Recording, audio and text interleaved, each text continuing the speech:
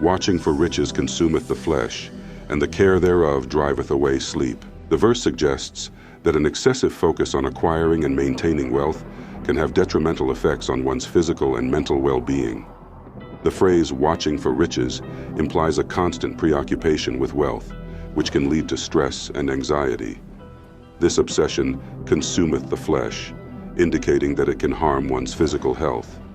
Moreover, the care thereof, the worry and concern about wealth, can be so overwhelming that it driveth away sleep, leading to insomnia and restlessness.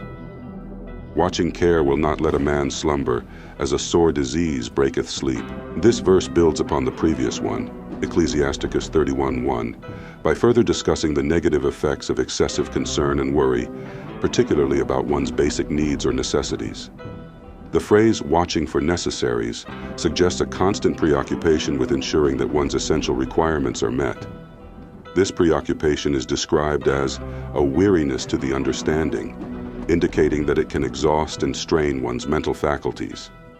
The second part of the verse mentions that even a fool, someone who lacks wisdom, will be kept awake by such worries and concerns. The rich hath great labor in gathering riches together, and when he resteth, he is filled with his delicates. This verse shifts the focus to the wealthy and their relationship with their possessions.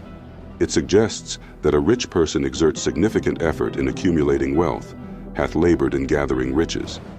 However, when the rich person takes a break from this pursuit, when he resteth, they find satisfaction and contentment in their accumulated possessions. He shall be filled with his goods. The verse implies that the wealthy individual derives a sense of fulfillment from their riches, particularly when they take a moment to reflect on their achievements. The poor laboreth in his poor estate, and when he leaveth off, he is still needy. This verse contrasts the experience of the poor with that of the rich mentioned in the previous verse. It suggests that a poor person works hard despite their difficult financial circumstances, hath labored in his poor estate. However, despite their efforts, the poor individual remains in a state of poverty. In the end, he is still poor. The verse highlights the struggle and seeming futility of the poor person's labors, as their hard work does not necessarily lead to an improvement in their financial situation. The verse sheds light on the challenges faced by those living in poverty, suggesting that escaping poverty can be an uphill battle. Despite their best efforts and hard work, the poor may find it difficult to break free from their financial hardships. This can lead to a sense of frustration, hopelessness, and a feeling that their labors are in vain. It is important to recognize that this verse is an observation of the challenges faced by the poor and not a judgment on their character or efforts. The verse does not imply that the poor are undeserving or that their poverty is a result of laziness. Instead, it acknowledges the systemic difficulties and inequalities that can perpetuate poverty, making it challenging for the poor to improve their circumstances despite their hard work. He that loveth gold shall not be justified, and he that followeth corruption shall have enough thereof. This verse warns against the dangers of an excessive love for money and the pursuit of dishonest gain. The first part of the verse suggests that someone who has a strong affection for wealth, he that loveth gold, will not be considered righteous or blameless, shall not be justified. This implies that an inordinate attachment to money can lead to unethical behavior and a lack of moral integrity. The second part of the verse further elaborates on the consequences of pursuing corruption, which can be interpreted as dishonest or unethical means of acquiring wealth. It suggests that those who chase after ill-gotten gains, he that followeth after corruption, will be consumed or overwhelmed by the very corruption they seek, shall be filled with it. In other words, engaging in unethical practices for the sake of wealth will ultimately lead to one's downfall or ruin. The verse cautions against the temptation to prioritize wealth above moral principles, as it can lead to a loss of integrity and a spiral into corrupt behavior. It emphasizes the importance of maintaining ethical standards and not allowing the love of money to override one's moral compass. The pursuit of wealth through dishonest means is portrayed as a path that leads to negative consequences and ultimately destroys the individual who follows it. Gold hath been the ruin of many, and their destruction was present. This verse continues the theme of the dangers associated with an excessive love for wealth and material possessions. It suggests that numerous individuals have been led astray or have fallen into misfortune because of their desire for gold and its allure. many have been brought to fall for gold. The phrase, "the beauty thereof," refers to the attractive and enticing nature of gold, and by extension, wealth and material possessions.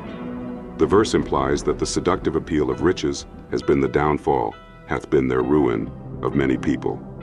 In other words, the pursuit of wealth and the allure of material possessions have led individuals to make poor choices, engage in unethical behavior, or suffer negative consequences. The verse serves as a warning about the potential pitfalls of being overly fixated on wealth and material beauty. It suggests that an unhealthy obsession with riches can lead to one's undoing, as it may cause individuals to compromise their values, make unwise decisions, or fall into moral corruption. The verse encourages readers to be cautious and not allow the pursuit of wealth to become their primary focus or to override their ethical principles. It is important to note that the verse does not condemn wealth or material possessions in and of themselves, but rather warns against an excessive and unhealthy attachment to them. It emphasizes the need for balance and the importance of maintaining a proper perspective on the role of wealth in one's life. It is a stumbling block unto them that sacrifice unto it, and every fool shall be taken therewith. This verse further elaborates on the dangers of an unhealthy obsession with wealth, specifically focusing on the worship or idolization of gold. The phrase, "them that sacrifice to it," suggests that some individuals treat gold or wealth as an object of worship, prioritizing it above all else in their lives. The verse describes gold as a stumbling block for those who sacrifice to it. In other words, an excessive devotion to wealth can become an obstacle or hindrance to one's moral and spiritual well-being. It can cause individuals to stumble or fall into unethical behavior, poor decision-making, or a misguided sense of priorities. The second part of the verse pronounces woe or misfortune upon those who eagerly follow after gold. This refers to individuals who passionately pursue wealth without regard for moral or ethical considerations.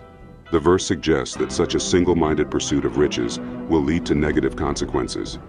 The final part of the verse states that every fool shall perish by it, indicating that those who lack wisdom and discernment in their approach to wealth will ultimately suffer ruin or destruction as a result of their foolish actions. The term fool in this context likely refers to someone who lacks understanding, prudence, or moral judgment. Overall, the verse strongly warns against treating wealth as an object of worship or pursuing it without moral boundaries.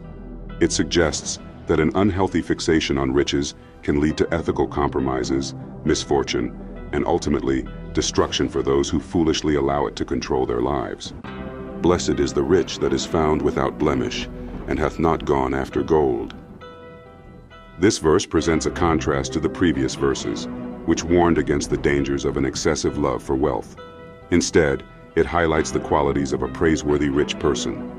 The verse begins by stating that a wealthy individual who is found without blemish is blessed or fortunate. In this context, being without blemish likely refers to being morally upright, honest, and free from corruption. It suggests that the rich person has maintained their integrity and has not allowed their wealth to compromise their ethical principles. The verse then describes the commendable actions and attitudes of this blessed rich person. Firstly, they have not gone after gold, indicating that they have not pursued wealth as their primary goal or become obsessed with accumulating riches. Secondly, they have not put their trust in money nor in treasures, suggesting that they do not place their ultimate confidence or security in their material possessions. Instead, the implication is that this praiseworthy rich person recognizes the proper role of wealth in their life. They may use their resources wisely, generously, and for the benefit of others, rather than hoarding them or allowing them to become a source of pride or idolatry. The verse presents a balanced perspective on wealth, acknowledging that it is possible for a rich person to be virtuous and blessed, provided they maintain their moral integrity and keep a proper perspective on the role of money in their life. It suggests that true blessedness lies not in the possession of wealth itself, but in the character and actions of the individual who holds it.